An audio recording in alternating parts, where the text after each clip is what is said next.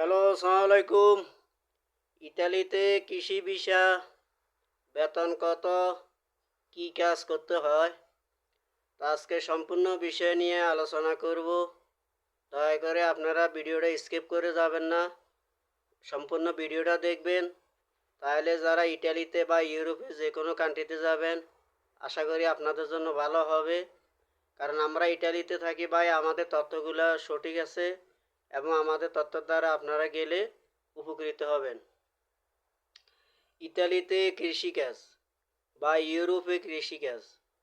Europe বা ইটালিতে কৃষিকাজ বলতে বোঝায়, যেমন আমাদের দেশে খেতে খামারে কাজ করা হয়, এবং ইউরোপের ভাষায় আরেকটা ভাষা আছে এগ্রিকালচার। আমরা বলি কৃষিকাজ, ইউরোপে বা ইটালিতে বলে এগ্রিকালচার।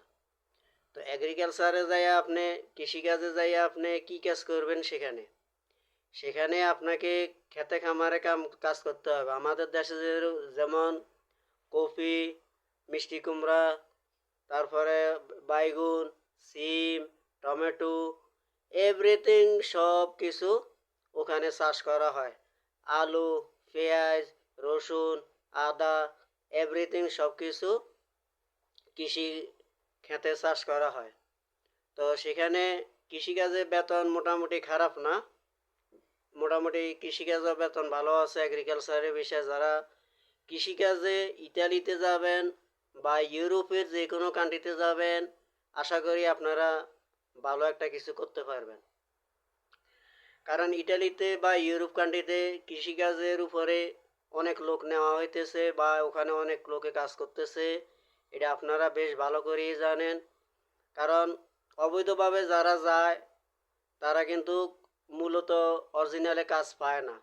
কাগজপত্র ছাড়া কোনো কোম্পানি বা কোনো জায়গাতে, প্রতিষ্ঠানে, হোটেলে বলেন, রেস্টুরেন্টে বলেন, আবাসিক হোটেলে বা ভালো ভালো যে ইলেকট্রিশিয়ান কাজ, প্লাম্বারের কাজ, এসব কাজে কিন্তু তাদেরকে নেওয়া হয় না।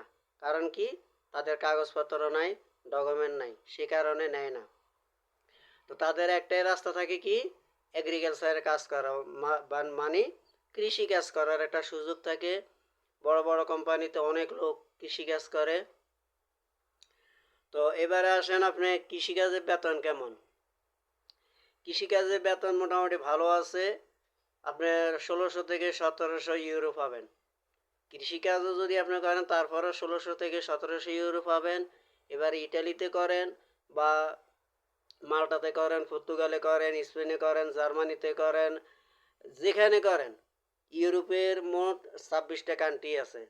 আপনি 26টা কান্ট্রি যে কোনো একটা কান্ট্রিতে কৃষিকাজ করলে এরকম বেতন পাইবেন। তবে বেতনটা নির্ভর করে, সব কান্ট্রিতে বেতন সেম না। ইটালিতে ম্যাক্সিমাম স্যালারি হলো 1800, আপনাকে এটা মাথায় রাখতে হবে। পর্তুগালে ম্যাক্সিমাম বেতন হলো 900 টাকা, এবং স্পেনে বেতন হলো 1000 টাকা, মাল্টাতে বেতন হলো 800 টাকা, ফ্রান্সে বেতন হলো সর্বনিম্ন 1800 টাকা। ফ্রান্স আর ইটালি সেম সেম। তো এখানে ভাই কান্ট্রি নিয়ে কথা আছে, সব কান্ট্রিতে একই রকম বেতন হয় না, আর সব কান্ট্রিতে একই রকম স্কেল না, এটা আপনাকে বুঝতে হবে। এখন আমি বলছি যে আপনি 1600 থেকে 1700 ইউরো ইনকাম করতে পারেন কৃষিকাজে, সেটা হলো ইটালিতে অথবা ফ্রান্সে যদি আপনি করেন। কিন্তু অন্য কান্ট্রিতে ওই রকম পাবেন না। ওই রকম কেন পাবেন না? ওই রকম, ওই দেশে ওই রকম স্যালারি নাই। ঠিক আছে, এক দেশের এক নিয়ম, এক দেশের এক রকম স্যালারি। ইউরোপের 26টা কান্ট্রি আপনি সার্চ করলে দেখতে পারবেন যে মিনিমাম স্যালারি কত আছে। কান্ট্রি লিখে আপনি যদি সার্চ করেন অবশ্যই আপনি পেয়ে যাবেন। গুগলে যদি আপনি সার্চ করেন যে মাল্টার মিনিমাম স্যালারি কত, ইউরো পর্তুগালের কত, স্পেনের কত, পোল্যান্ডের কত, জার্মানিতে কত, সুইজারল্যান্ডে কত, এগুলো আপনার সার্চ করলে অবশ্যই পাইবেন। তো আপনাকে অবশ্যই জিনিসটা মাথায় রাখতে হবে, সব দেশের বেতন একরকম না, সব দেশের একরকম না, কিন্তু কাজ একই রকম। সব দেশে কৃষিকাজ একই রকম। আপনি যেই দেশে যান, ইউরোপের যে কোনো কান্ট্রিতে যান, 26টা কান্ট্রির মাঝে আপনি যেই কান্ট্রিতে যাবেন সেই কান্ট্রিতে কাজ একই রকম। তো আপনারা অবশ্যই কৃষিকাজে যাইতে পারেন। কৃষিকাজে মোটামুটি ভালো বেতন আছে। আর যদি আপনি কৃষিকাজে না যায় যদি আপনি স্কিল ওয়ার্কারে যাইতে পারেন তাহলে তো আর কোনো সমস্যা নাই, কারণ স্কিল ওয়ার্কার বা ওয়ার্ক পারমিট নিয়ে যদি যেতে পারেন, জব অফারটা নিয়ে যদি আপনি যাইতে পারেন, তাহলে আপনার জবের কোনো সমস্যা নেই। আপনি ডাইরেক্ট কোম্পানিতে কাজ করবেন, যে যেই কাজে যাইবেন সে সেই কাজে করতে পারবেন। কিন্তু যাদের কাগজপত্র নাই, যাদের ডকুমেন্ট নাই, তারাই মূলত কৃষিকাজগুলো করে। তো কৃষিকাজ করলেও মোটামুটি খারাপ না, কৃষিকাজও বেতন ভালো আছে এবং আপনি কৃষিকাজ অবশ্যই করতে পারবেন। কারণ বাংলাদেশে কি আপনি কাজ করে খান না? কাজ করেই তো খাইতেছেন বাংলাদেশে, তাহলে কাজ যদি বাংলাদেশে করতে পারেন তাহলে সেখানে করতে পারবেন না কেন? সেখানে অবশ্যই আপনি কাজ করতে পারবেন। এবং কি ইউরোপে বা ইটালিতে কাজ করলে সুবিধা হলো কি আপনার ওখানে ম্যাক্সিমাম ডিউটি 8 ঘন্টা, 8 থেকে আপনাকে 10 ঘন্টা করাবে, এর উপরে আপনাকে ডিউটি করাবে না। ওই যে আপনাকে সৌদি আরব, কাতার, ওমান, মালয়েশিয়া, সিঙ্গাপুর, বাহরান এইসব দেশের মতন যে আপনাকে 14-15 ঘন্টা খাটাবে বা 17-18 ঘন্টা খাটাবে, এরকম ইউরোপের নিয়ম নাই, ইটালিতে নিয়ম নাই। কথা বুঝছেন? তো আপনারা যদি ইটালিতে যান, ইউরোপে যান, সর্বনিম্ন আপনার 2 থেকে 2.5 লক্ষ টাকা ইনকাম করতে পারবেন। 2 থেকে 2.5 লক্ষ টাকায় আপনারা ইনকাম করতে পারবেন। ইটালিতে বা ইউরোপে যে কোনো কান্ট্রিতে কৃষি ভিসাতে গেলে বা আপনারা কৃষিকাজ যদি করেন, এগ্রিকালচারের ভিসা নিয়ে গেলেও আপনারা সর্বনিম্ন 2 থেকে 2.5 লক্ষ টাকা ইনকাম করতে পারবেন, কোনো সমস্যা নাই। এখানে পুলিশের ঝামেলা কম হবে, এটা কাজটা অনেক ভালো কৃষিকাজে। কারণ ভাই আমাদের দেশ থেকে অনেক লোকে অবৈধভাবে যায় বা সমুদ্রের পথে যায়, বাই পথে যায়। তো তারা ওখানে তো তাদের কাছে কোনো কাগজপত্র থাকে না, তাদের কাছে কোনো ডকুমেন্ট থাকে না, কোনো কিছু থাকে না। এখন তারা কি ওখানে কি না খাইয়ে মরবে? না খাইয়ে তো মরবে না। তো তাদের জন্য একটা জায়গা আছে কি কৃষিকাজ করার জন্য। আপনি ওখানে আপনার ভাই বেড়াতে যদি থাকে বা যে কোনো মানুষ থাকে, আপনি ওখানে যোগাযোগ করবেন বা অন্য মানুষের সাথে যোগাযোগ করবেন, আপনাকে যে কোনো জায়গাতে একটা কৃষিকাজের ব্যবস্থা করে দেবে। এলা ইউরোপের আপনি যেই কোনো কান্ট্রিতে যান, এবারে আপনি কি ইটালিতে যাবেন না জার্মানিতে যাবেন সেটা আপনার ব্যাপার, সেটা আপনি সিলেক্ট আগে করবেন। আগে আপনি সিলেক্ট করবেন, কিন্তু আপনি ইটালিতে যায় কৃষিকাজ করবেন, কিভাবে করবেন সেগুলোর তথ্য আমি আপনাকে দিতেছি, সেজন্য যেন আপনার জন্য যেন সুবিধা হয়, যেন আপনি ওখানে যেয়ে কাজ পান এবং কাজ করতে পারেন। সর্বনিম্ন আপনি 2 থেকে 2.5 লক্ষ টাকা আপনি কৃষিকাজও ইনকাম করতে পারবেন ইটালিতে, যে কোনো কোম্পানিতে যান, যে কোনো ইয়েতে যান। আর অবৈধভাবে আসলে ইটালিতে বা ইউরোপে যাওয়াটা ঠিক না, কারণ ইউরোপের আইন অনেক কড়া হয়ে গেছে। এখন সমুদ্রের পথে বা বাই পথে আপনি গেলে আপনাকে ডিপোর্ট করা হবে, কারণ বর্ডারে এখন প্রচুর পরিমাণে সেক্স চলতেছে। আর দ্বিতীয় কথা হলো ইউরোপে যদি যান বাই পথে বা সমুদ্রের পথে, তাহলে আপনাকে এখন আর রিসিভ করবে না বা আপনার কাগজপত্র হবে না, আপনাকে সেই কাগজপত্র করার সেই সুযোগ দিবে না। এগুলো সম্পূর্ণ আকারে বন্ধ করে রাখছে। যারা বৈধ পথে যাবে তাদেরই এখন কাগজপত্র হবে, যারা অবৈধভাবে যাবে তাদের কোনো কাগজপত্র হবে না। এই জিনিসটা অবশ্যই আপনারা মাথায় রাখবেন। তাই বলি আপনারা ভালো একটা এজেন্সি খুঁজেন, ভালো একটা মারফত খোঁজেন বা ভালো একটা লোক খোঁজেন। লোক খুঁজে আপনারা ওয়ার্ক পারমিটে যান, কাজের বিষয়ে যান বা এগ্রিকালচার বিষয়ে যান, যে যেই কাজ পারেন সেই কাজ অনুযায়ী যান, সেটা আপনাদের জন্য ভালো হবে। কিন্তু অবৈধ পথে যাওয়াটা আমি আপনাকে সাপোর্ট করবো না, কারণ অবৈধ পথে গেলে আপনার ইয়ে ইটালিতে যান বা যে কোনো ইউরোপ কান্ট্রিতে যান, আপনাকে বর্ডারে চেক করা হবে এবং মেশিনের দ্বারা আপনাকে চেক করে তারপরে ডিপোর্ট করা হবে। ডিপোর্ট করে আপনাকে ডিপোর্ট সেন্টারে রাখা হবে। ঠিক আছে? মানে ডিপোর্ট সেন্টার মানে হলো যে অবৈধ লোকদেরকে রাখার জন্য একটা আলাদা করে তারা এখন নতুন একটা ডিপোর্ট সেন্টার খুলছে। ওই ডিপোর্ট সেন্টারে রাখবে, সেই ডিপোর্ট সেন্টার থেকে আপনাদেরকে বাংলাদেশে ব্যাক করে দেবে। তাই ভাই আপনারা জীবনের ঝুঁকি নেবেন না, 20 থেকে 25 লক্ষ টাকা দালালের হাতে দিয়ে সমুদ্রের পথে যাইবেন না। কারণ হাজার হাজার লোক মনে করেন সমুদ্রে মনে করেন মারা গেছে, এগুলো আপনারা নিউজও দেখতেছেন, অ্যাভেলেবেল নিউজ হইতেছে, সেটা আপনারা অবশ্যই দেখতেছেন, এখানে আমার বলার কিছু নাই। তো আশা করি আপনারা সমুদ্রের পথে বা বাই পথে যাওয়ার ইউরোপে চেষ্টা করবেন না কোনো কান্ট্রিতেই।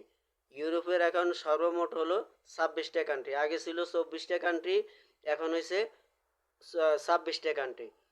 ঠিক আছে? তো আপনারা যদি যান ইউরোপে বৈধ উপায়ে বৈধভাবে যাওয়ার চেষ্টা করবেন, তবে আপনারা কৃষিকাজ করলে ইনশাল্লাহ 2 থেকে 2.5 লক্ষ টাকা ইনকাম করতে পারবেন। এখানে কৃষিকাজ শুধুই আপনার লাল শাক বলেন, মূলা শাক বলেন, পাতাকপি, বাঁধাকপি, লাউ, তারপর পেঁয়াজ, আলু, সিম, এভরিথিং সবজি জাতীয় যত কিছু আছে সব কিছুই আমাদের বাংলাদেশে যেরকম চাষ করা হয়, আমাদের বাংলাদেশে যেরকম ইয়ে করা হয়, এরকম ওখানেও আপনি চাষ করবেন। ওখানে আপনি তো আর হাতে করবেন না, এখানে মেশিনে বেশিরভাগ কাজ করা হয় মেশিনে, এবং হাতে গাছগুলো লাগানো হয়। ছোট ছোট যে গাছগুলো আছে এগুলো আপনাকে লাগাইতে হবে। তো এখানে ডিউটি কিন্তু বেশি না, 8 থেকে 10 ঘন্টা। তো আপনি অবশ্যই কৃষিকাজ করতে পারেন 2 থেকে 2.5 লক্ষ টাকায় ইনকাম করা কোনো ব্যাপার না। আপনি যদি ইটালিতে যান বা ইউরোপের যে কোনো কান্ট্রিতে যান, আমি আগেই বলছি সব ইউরোপ কান্ট্রিতে স্যালারি সমান না, আপনাকে এটা মাথায় রাখতে হবে। সব দেশের স্যালারি এক সমান না, শুধু ইটালিতে হইলো 1800 মিনিমাম স্যালারি, আর ফ্রান্সে হইলো মিনিমাম স্যালারি 1800 টাকা।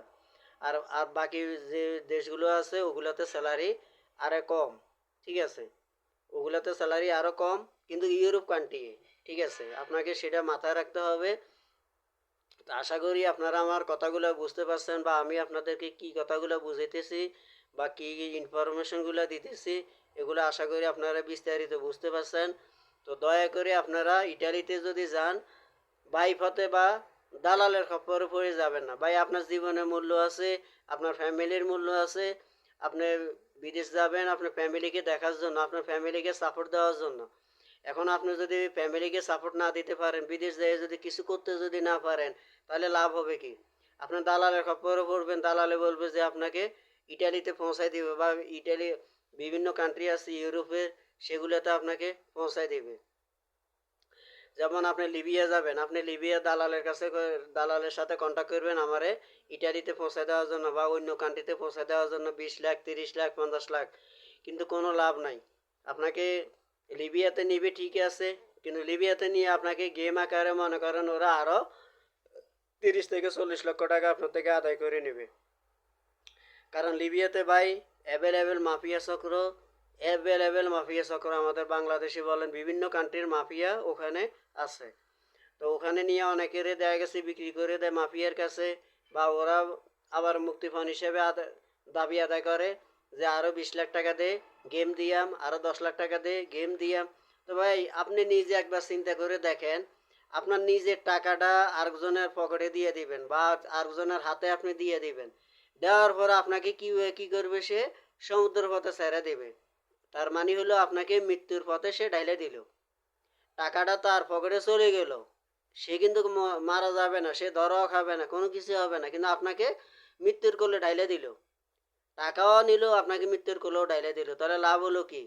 আপনাকে কি লিবিয়া নেওয়ার পরে কি আপনাকে 10 লাখ যখন আপনি আরও দিবেন বা 20 লাখ আরও দিবেন, দেওয়ার পরে কি সে আপনাকে ওখান থেকে পুনরায় ভিসা করে দিবে?